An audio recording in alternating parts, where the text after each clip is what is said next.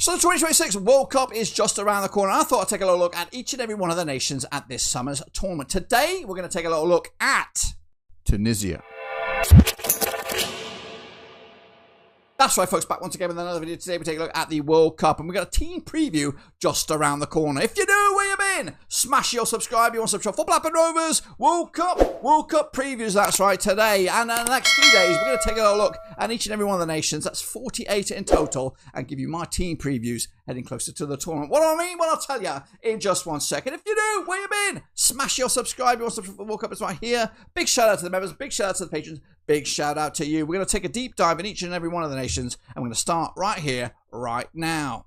All right, folks, let's take a look at the next nation coming out of the blocks, and it is Tunisia. Tunisia coming out of Africa, qualifying as Group H winners, while securing their spot on the 8th of September 2025. This is their 7th tournament at the World Cup, qualifying back in 2022, which was their last.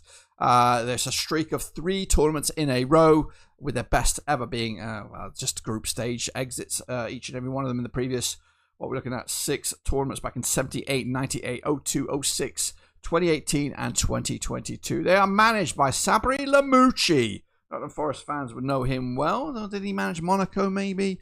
Anyway, he is the man to hopefully give Tunisia some belief and some hope heading into this World Cup. They are captained by Elis Sekiri, with the VIP being Anas Ben Salmani, in my eyes, for this World Cup. If I'm wrong, let me know down below. They're currently ranked 44th in the world rankings, and that is via FIFA. They come into this, of course, qualifying via this group, and it was a solid group, a group where they didn't concede a single goal. And a lot of these nations will be relying on that airtight defense. Defense can win you championships. That's the statement I hear a lot of the times. No goals conceded, and they score the most goals in a group that had Sao Tao Principale in it, Equatorial Guinea, Malawi, Liberia, and Namibia, of course. Ryan Nyambe's boys and girls.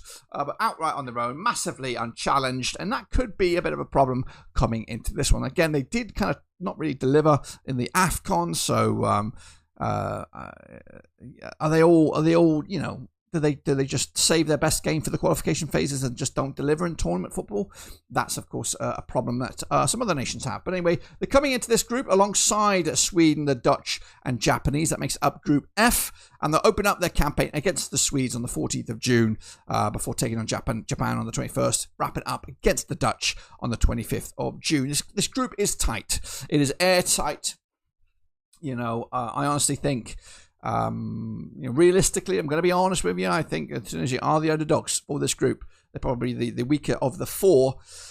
And that's no disrespect, because I think Sweden have a really quality team and not necessarily a squad. The Dutch have a good squad, and the Japanese are just a different breed of football right now. They're good, explosive stuff. So we're going to have to rely heavily, Tunisia, on that defence, which didn't concede a goal in qualifying. I could see a lot of nil-nils or games that only end up with 1 goal, and that's going to be crucial, I think, for Tunisia's success. I do have it pinned as the opening game against the Swedes as a must not lose. I think it's a must not lose, not necessarily must win. I think if you get something out of that game, if you win it, fantastic. On the 14th of June, by the way. If you win it, fantastic. Then suddenly you go from 4th place to qualifying. You're in that sort of discussion now. And I think if you get the win, let's just ballpark here. You win that game against Sweden. All you need now suddenly is a point to probably guarantee yourself a spot in there. A win might be enough. The 3 points might be enough. And with your defence, you could just kind of park the bus. You might just score 1 goal in this World Cup, and that could be against Sweden, the rest being nil-nils. I guess, and that could see, honestly, top this group. I think your defence is so vital, but you are going to be playing a different sort of breed than you were in your qualifiers. So that's, of course, a major negative. Anyway, the public vote does have the Dutch winning this one. They have the Japanese in 2nd place, Sweden in 3rd, but only by a couple of percentage points. And, of course, Tunisia there in 4th. Unfortunately, though, I do think it's going to be a very big mountain for Tunisia to climb. Again, relying heavily on that back line.